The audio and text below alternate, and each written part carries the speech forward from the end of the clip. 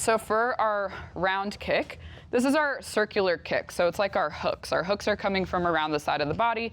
These are our kicks that are chopping at different parts of the body rather than pushing, which is what we're doing with our teeps. So if I'm going for the leg, my leg, and you can just stand there, I'm not gonna hit you hard, but I'm just aiming for the leg.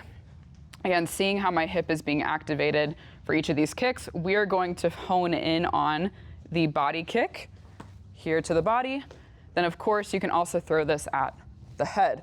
But again, we're gonna focus mostly on the body today. Thank you, Shu. So the biggest mistake that I see in the round kick is, it's called leaving power on the table. There's always more power to garner. I am not like a super muscly person like Sal, James, Caesar. So I have to use as much of my body mechanics as possible to drive that power. And again, all of that really comes from my hips. But our upper body can't be forgotten about. Our upper body can help us. It can also hurt us in this kick if we just completely forget about it. So we are going to basically first practice what I call the chop when it comes to this kick. And the main purpose of it is not to like create a specific technique so that you create that like perfect picture of a round kick, but it's to bring the shoulder forward. When we end in the round kick, if I'm just holding it here, I want my shoulder forward because the biggest mistake I see is leaving the shoulder back. With our teeps, you might have noticed, but I was swinging my arm down with each one. So we like to counteract our leg with our arm, but in the round kick, we don't want that same motion because we don't want to leave the shoulder behind. If my shoulder's back here, my hip is never going to be where I want it to be, which is forward. That's why we were doing that weird wide knee hip flexor stretch. Because again, here, your hip should be forward. Your hip is driving that power, cutting across the body. Now there are different styles of body kicks. Like there are options where I don't necessarily pivot as much and I just fling my leg up. That's no problem. But I want to practice that big slicing Muay Thai style round kick today. So how we're going to start, I want you guys to find your stance, find some room on the mat. And if our weight is even between our feet, again, toes faced open, I want you guys to practice moving weight onto your standing, what will be your standing leg. So really pressing in with the ball of your foot. So just do that a couple times. Just practice that little step here. Putting that weight forward, getting our kicking leg light. Awesome. Now what I want you guys to do is go ahead and bring your arm across at the same time. So just bring your arm across. Shift your shoulders a little bit. Your shoulders are going to come forward too. Nice. So now I want you to add the chop and the hip. So this is now two motions. So we've been doing one. So I want you to step, and then I want you to chop and let this hip come through. And you can be heavy on the standing leg, that's fine. We're not pivoting right now. But all I want you to do is just step, chop. So step, chop. And this is like exaggerated to really bring it over. It doesn't have to be. You can just kind of step, chop that arm out, but I want it as if you were kicking in line with your leg. So just feel that motion, step, chop, step, chop, step, chop. Now the next bit, you notice we're not even focusing on this part of the leg, which is the thing that's landing on it. That's the point. So whenever we step and chop, you guys hear me talk about this in class all the time. You also hear Corey talk about it, Forrest talk about it. But we pivot on our standing leg. Now, if your weight is in the ball of your foot and you bring your leg over, that's probably naturally gonna pivot you. But I actually want you, it's like what came first, the chicken or the egg? Like, is your hip pivoting your foot, or is your foot pivot moving your hip? I like to really focus in on that heel shift. So I want the weight in the ball of your foot. I also want you to think about bringing your heel forward in this motion as well. So bringing it forward. My hip is naturally going to come with me because it wants to, doesn't want to be left behind.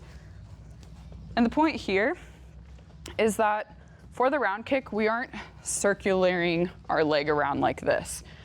Our leg is actually staying in a very neutral position with our hips. All we're doing is moving our hip, and then our leg is coming with it. So putting that all together, you're just gonna step, and then as you chop, you'll bring your heel forward, allow your hip to come up, and then just kind of come forward. Just feel that leg really light. Step, chop, bring that leg forward.